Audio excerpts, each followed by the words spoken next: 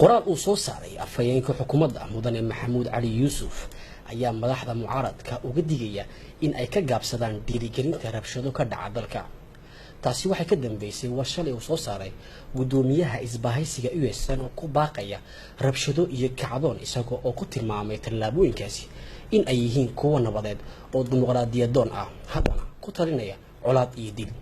sidaasi darteed xukuumaddu waxa ay mar kale si cad u muujinaysaa in ay ka go'an tahay in ay sugi doonto nabadgelyada dadka reer Jabuuti, amniga iyo xasiloonida dalka oo ay soo wajahday baaqa marin xabaabsan ee mucaaradka.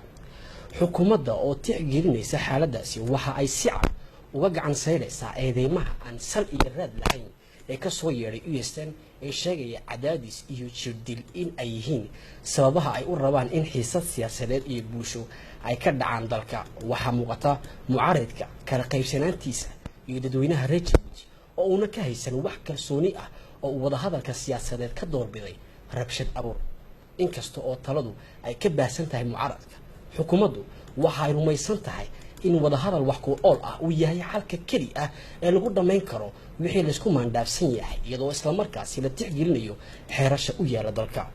qoraalka xukuumaddu ay soo saartay waxa uu dib u xasuusinayaa mucaaradka in dastuurka dalkeena uu u damaanad qaadayo in ay ka faa'iideysan karaan xorriyadaha siyaasadeed ee ku xursan oo aan iyagu marnaba aan wax u dhimayn nabadgelyada dalka. sidaasi darteed xukuumaddu waxa ay mucaaradka ka dalbaysaa in uu la yimaado hab dhaqan mas'uulnimo ay ku dheehan tahay isla markaasina ka gaabsado baaqyada dabshidka ah oo waxyeelo u geysan kara deganaanshaha dalka. ugu dambeyntii xukuumaddu waxa ay ugu baaqday isbahaysiga USN in uu sii wado wada hadallada oo ah mid